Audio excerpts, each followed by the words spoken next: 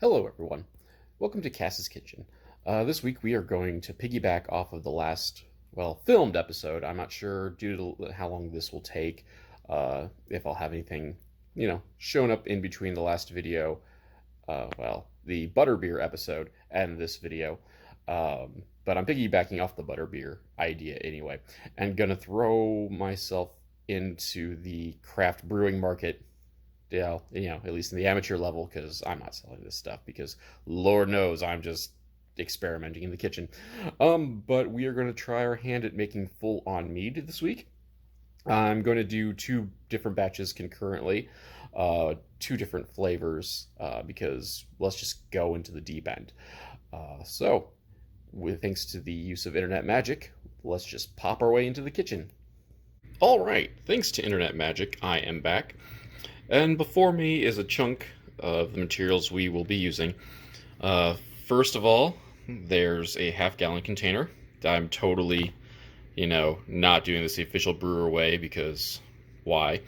But I will eventually fill two of these half-gallons with freshly boiled water. Of course, everybody will tell you should use distilled water or, some sort of heavily filtered water. And I say poo to that, because you know what? My ancestors didn't have freshly filtered water, and my parents got by just fine with their chlorinated water. So that is what we're doing. I am boiling it, this container is sanitized, etc., etc., etc. But we're leaving this half full for now, just to make sure there's room for everything else that we're going to put into it. Over here is water that we will eventually boil, and into the boiling water, we have approximately 2 pounds of honey. We might have to throw more water into the jug, but whatever, it'll be fine. And behind that, there is our starter set. Once again, I'm using champagne yeast. It's activating right now in warm water. It should take about 20 minutes for itself to really wake up, but once it's there, we'll be fine. But I figured I'll just show everyone what we're doing to start the party. As you can see, the water's not fully boiling yet. We got a couple of minutes on that yet. And when we do that, we will add the honey and whisk away. So in the meanwhile, jump cuts. Well, look at that. That pot is all like, look at me, I'm boiling. What are you going to do about it? And I'm all like, I got a thing of honey right here that I'm just going to pour into. Blah, here, honey, yeah, honey. Get boiling now. And, it stopped boiling. But most importantly, we're going to whisk. Whisk! Incorporate the honey with the boiling liquid. I haven't put all the honey in yet. I figured that would be a terrible idea, just in terms of manpower involved. Just because honey is thick and viscous, and I don't have Popeye arms. So we are going to whisk that in until it's a bit more dissolved. I'm going to start dumping in the rest of the honey. For a gallon, they recommend about 2 pounds. This is about 2.5 or so. So it's a bit more. Well, it'll just lead to a sweeter mead, assuming this works out at all. So I am not terribly worried about it. So we're just gonna try to eliminate the mess there. Some more whisking. And once this is all whisked together, I'm going to wait for it to cool down, and we will start combining the other parts of it. Alright, I've got the water, the yeast, and the honey concoction all poured into these two half-gallon jugs. What's left is to put a cap on them to allow them to breathe. And probably give them a shake in there too, just to make sure everything's properly mixed together. And we're just gonna let them hide in a dry, cool place, and just kind of wait from there. About in a couple of weeks of hiding, I will pop the camera out and give these guys a look, and do some things to hopefully add some flavor to the process. So in the meanwhile, we play the waiting game. Hey everyone, it's been about a week since we cooked up our honey yeast mixture. And I thought I would just take an opportunity to take a look at it, see how it's doing. Here is jug number 1. It doesn't look terribly impressive. Probably can't quite see thanks to the lighting and whatnot. But we are getting some carbonation out of it. I'm going to tighten the lid up here and do this thing, and usually magically, bam, we start getting fizzies. So everyone's still alive. That's good. Obviously, we are nowhere near done with this yet. And just for future reference too, we have jug number 2 that, does approximately the same thing, once we kind of twist it. And, going to give it a burp here because, we don't want it exploding. So our next steps is pretty much to continue as we were doing this past week.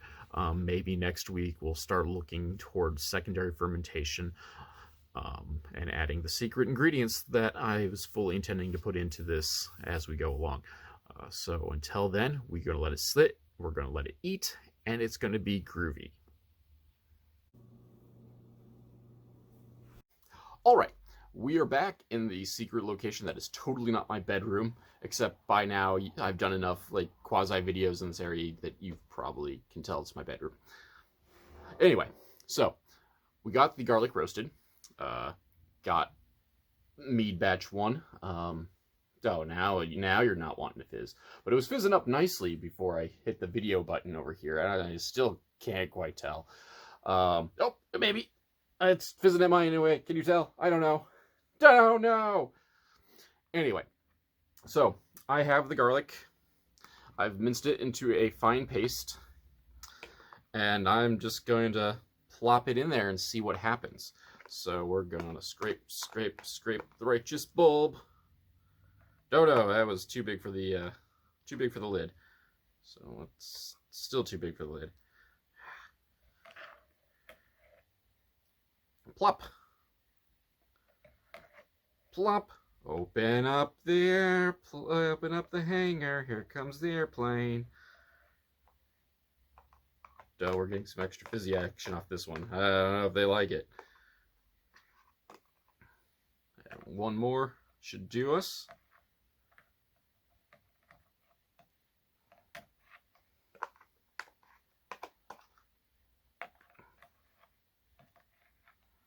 Okay, so that goes in. Don't have a proper video rig, so here's my cheap plug for the Patreon. Go subscribe to my Patreon, and maybe I can get like good equipment instead of just filming things in my bedroom and doing things quasi off camera. Huh? You think about that? Yeah, you should. It's as little as $1 a month, and if enough of you do it, everybody can do $1, and it'll be great. But anyway, so they either love it or hate it in here. I'm going to give it kind of a shake just to kind of help dissolve everything. I'm going to give it a burp because it hates it when I do that. Burp. You hear that? The fizzing? So, we're going to let this sit again, and I put the lid on too tight. It needs to burp and air out. I can't be putting the lid on that tight. So we'll let that go sit back in its magic, cool, dark, dank spot for at least probably at least 2 weeks to another month, depending on when we're going to unleash this to the world. But it's still fizzing, so that's a good sign. Means everything's still alive. Its counterpart is still just sitting in the dark. As I said, I'm going to wait before I do anything to that specifically because my plans for that are a bit more acidic than the garlic, and I don't want to kill off all the yeast at this time. Maybe later once we get some more fermentation going, but right now is not the time to kill my yeast. So back into the secret hiding place we go, and internet magic, we'll see you again later. And we are back. It's been another week. So this is what, week 3, week 4? I don't know. I'll figure it out in post and not bother to update you guys until the very end of it. So we're checking in on our batches and going to start adding more things. Well, at least to one of them. Here is the garlic. You can kind of Although it's not floating. Yep, they're free floating. If you look carefully, you might see the chunks of the minced, smashed, roasted garlic in there. I don't think the yeasties are doing quite as well. I am getting some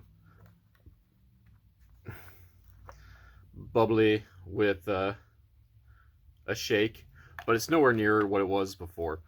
And that's okay. A lot of things go through like you need a secondary boost or addition to your meads and other things. So I'm not super worried about it.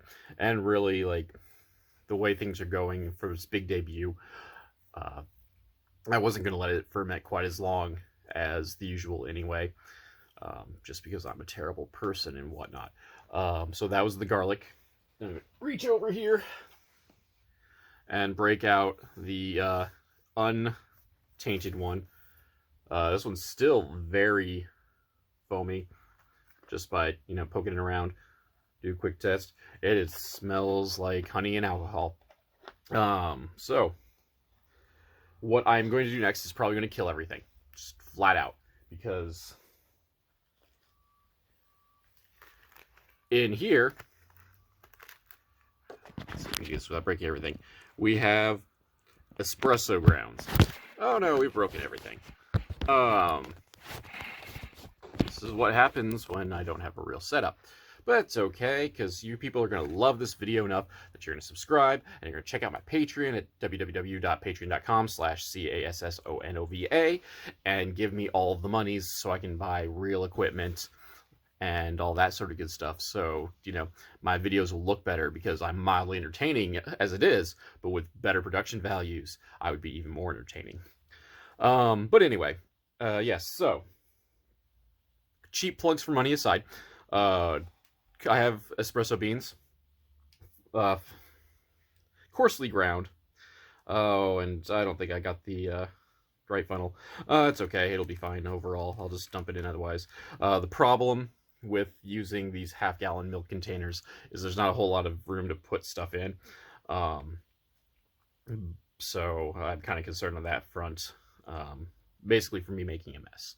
So I'll spare you that chunk of it as I kind of put it in.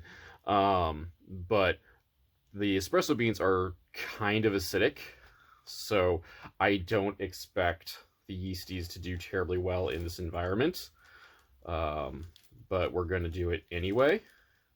And then, of course, once everything's all like magically delicious, we'll strain it out, because I don't want people drinking coffee grounds. I'm not quite that mean anyway. Oh yeah, that is entirely too small for that funnel.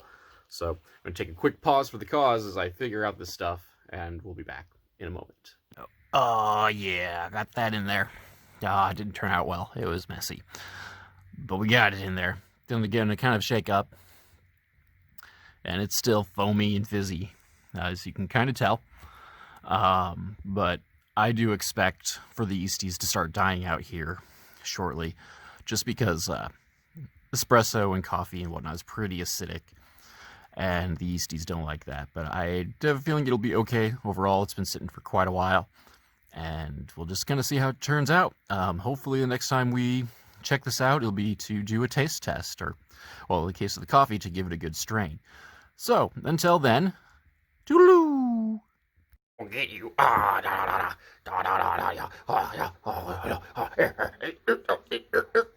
kill you. It's Halloween. It is time to drink with La Paca. Hi guys. Hello. It is the moment of truth. I have my lovely assistant Dawn, who likes to drink more than I do. And by likes to, I mean she just drinks more than I do, because I don't really drink. So I don't know why I'm making mead. Yep, not scripted, so she doesn't know what I'm saying. But it's delicious. That's why delicious. You made it. So we are going to taste the two meads. The first one we agreed to was the garlic. So here's a garlic.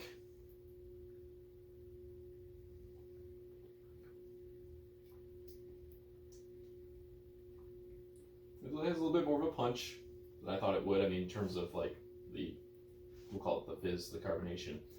I find it.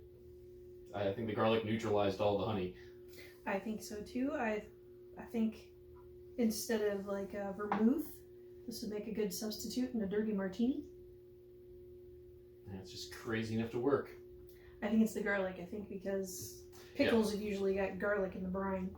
Oh, and the garlic aftertaste is starting to kind of catch me too. Yeah. Which I'm impressed because I was worried I didn't put enough garlic in it. Honestly. No, there's garlic. There's definitely garlic. I mean, it was an entire head. Okay. But For what, a half a gallon? yes. Yeah, good. All right. No, I think that's perfect. I mean, if this is the flavor you're going for, now that we know what it tastes like I didn't know what flavor I'm going for. Now that we know what it tastes like when you do it, this is the flavor to go for, I think. Yeah, no, I think I was expecting something sweeter, so that part kind of me, but like alternate uses. Alternate uses. I'm gonna do a quick rinse.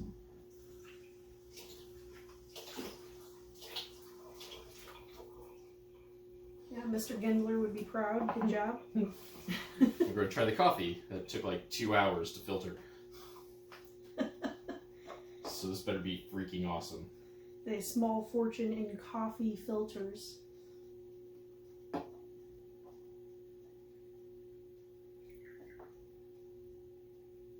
I personally think this smells terrible because the combination of alcohol and coffee and honey evidently just doesn't do it for me.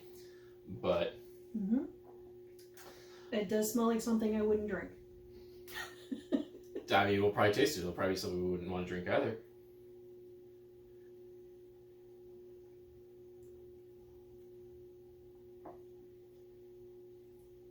The coffee's pretty subdued, honestly, I feel.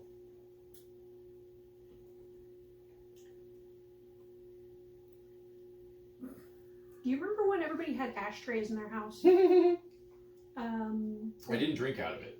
No. But occasionally we'd have to like wash the ashes out. If it was a humid day or whatever, you'd get that buildup on the bottom. It tastes like the dishwater smells after that.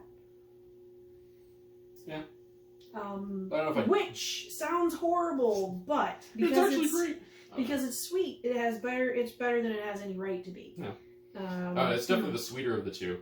I am still impressed. Like, this was still pretty fizzy. Like, the garlic pretty much killed everything in the other one. Yeah. But anything I read about mixing coffee and mead, they either recommend you just slow brew. You basically infuse cold brew into it. Okay. But anyone who's watched me cook for these series knows fuck recipes. Yes. I'm gonna do what I want and have woefully terrible results. And this kind of falls into that category. I mean, it's sweeter of the two, like because the coffee somehow kept it alive, and that was something else they warned me that the coffee would kill the yeasties, and they definitely are were still alive and kicking. I don't know if it is actually sweeter, but it feels sweeter on the palate because it's mixed with coffee instead of being mixed with something savory. To me. I definitely got more of a honey flavor out of it. But did you put the exact same amount of honey in each one?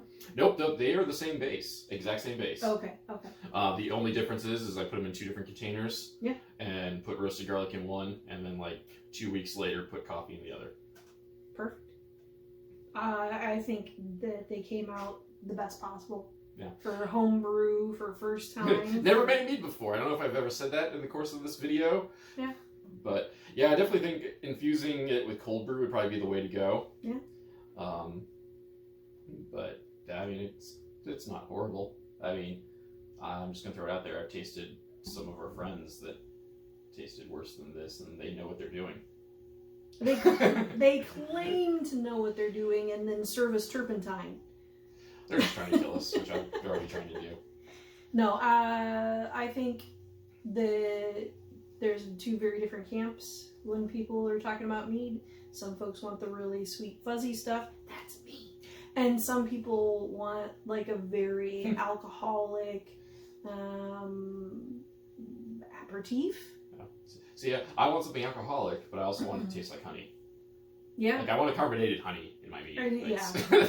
That's me. Same, I do too. Which is ironic, since I chose two things that, are inherently... Not honey. Not honey. Yeah. Though the coffee, I could argue, could kind of complement the sweet, because, sugar in your coffee and whatnot. Don't know what I was thinking with the garlic, which, I mean, again, that is also my modus operandi, is not knowing what I'm doing. Want to know what I want to mix with this? Vodka? No. Close. Rum chata. Then you've got like a latte mead. There we go. But I don't know, maybe if it was a better... Don't know if it would work. I don't know if it would curdle it, though. That's also a good question, because we're definitely not testing the alcohol content of it. No. I mean, by not, I mean... Well, but the acid content's kind of high, too. And Yeah. it's the acid that curdles the milk. Yeah. But I love how I keep, like, gesturing down here where nobody can see me. Right. Because, And our other alarm's going off because we're making brownies, too. So, let's just... So, we're just going to cut this short. It's definitely Mead. No, we don't have to cut you. You're already short.